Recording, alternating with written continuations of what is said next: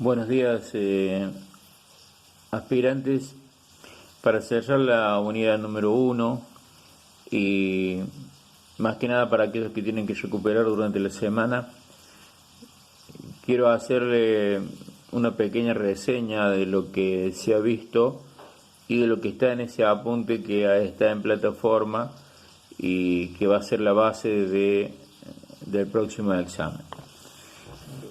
En realidad nosotros hemos visto todo con mucha más profundidad, con mucha más hondura a lo que está en ese apunte, así que hay muchas cosas que indudablemente las voy a obviar, una porque ya lo expliqué en el otro video y otra porque me parece que sería redundar en cuestiones que ustedes hasta ya lo han expuesto oralmente. Sí, hacer mención o hincapié en que la responsabilidad de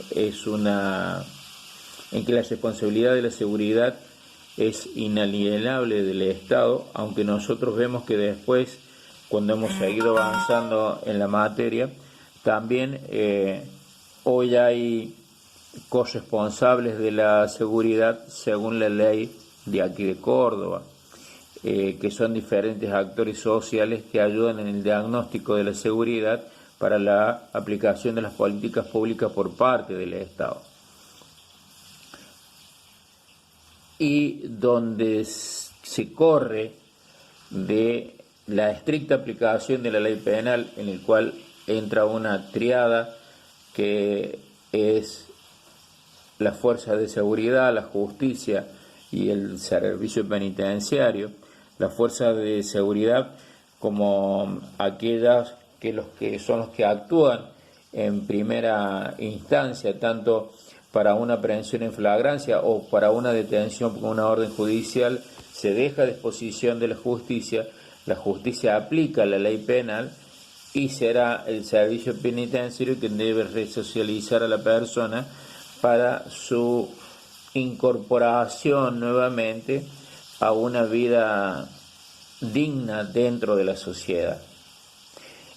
Entonces hay un corrimiento, cuando se habla de la seguridad humana, hay un corrimiento de esta centralidad del Estado hacia una seguridad que se debe basar no solamente en la seguridad pública, ese marco adecuado para el desarrollo de las libertades individuales y los derechos que debe brindarse por parte del Estado, sino también por la intervención de los diferentes actores sociales, repito, y tomando como centralidad al ser humano. Una seguridad humana que en el apunte empieza con un recorrido histórico o un recorrido de antecedentes históricos en cuanto al término. Lo más importante que debemos destacar acá es la Declaración Universal de los Derechos Humanos de 1948, esta Declaración de los Derechos Humanos de 1948, que nacen después de la Segunda Guerra Mundial, precisamente para asegurar la dignidad y los derechos fundamentales de la persona que durante años de guerra habían sido violentados o vulnerados. Es así que surgen estos derechos individuales y ya se empieza a poner como centralidad esa dimensión de la dignidad humana.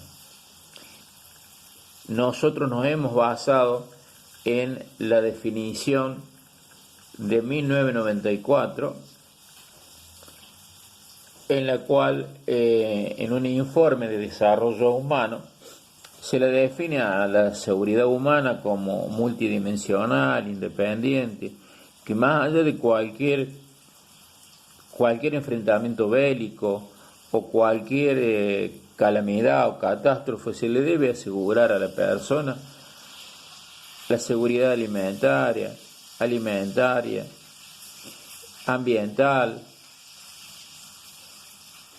la seguridad política, jurídica, de educación, de comunidad, de vivir en comunidad. Se le debe asegurar la participación ciudadana.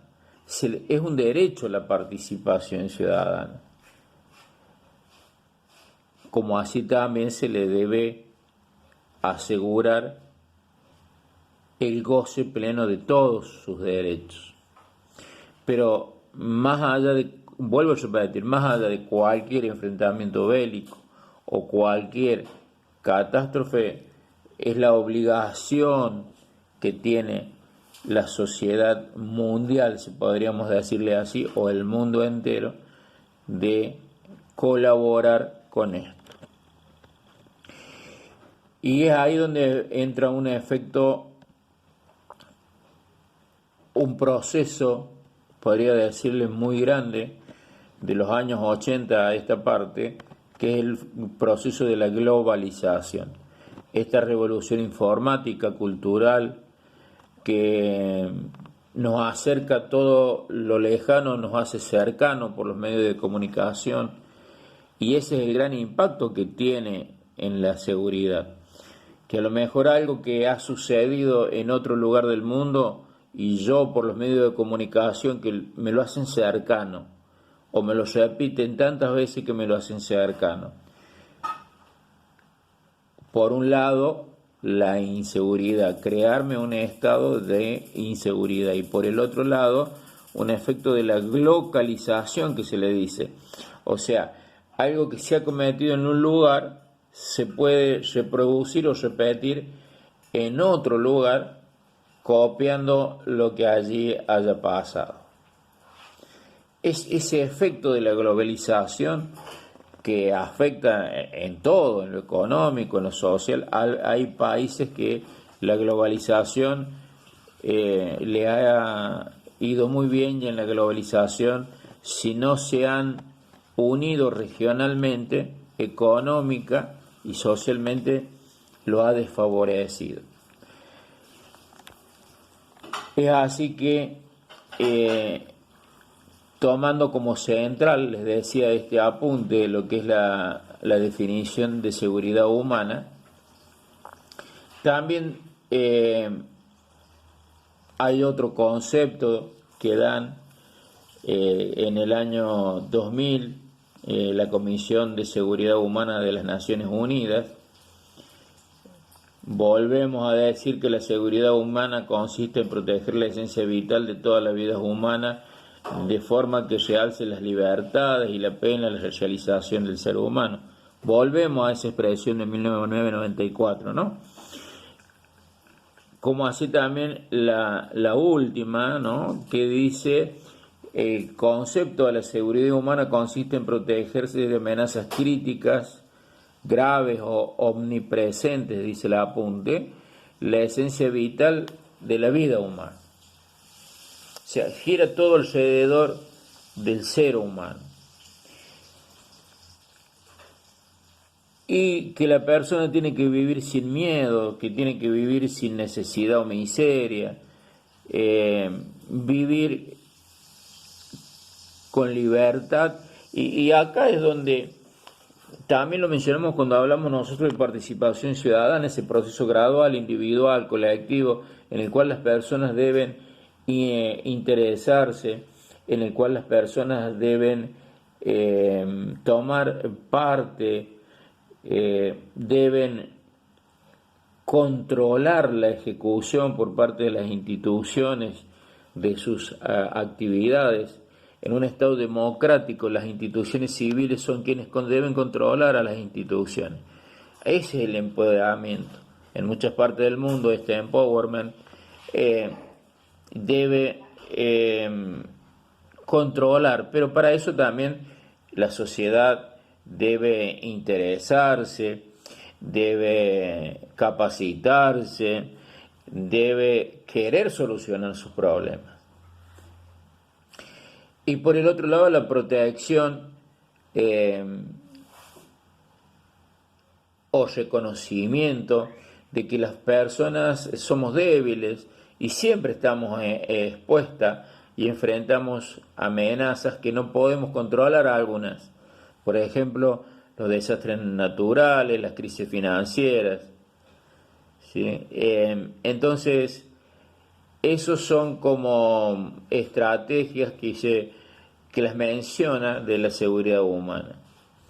Los principios de la seguridad humana lo hemos visto, centrado en las personas, multidimensional o multisectorial, como quieran decirle, de las dos partes, es integral, contextualizada, o sea, contextualizada porque se deben reconocer aquellos problemas para la solución de la seguridad en un determinado territorio, siempre con una actitud preventiva.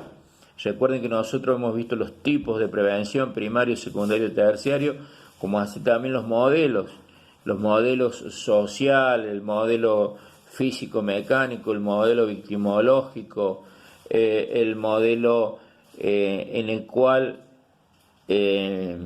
actúa la comunidad como actor social independiente e indispensable para la solución de los problemas.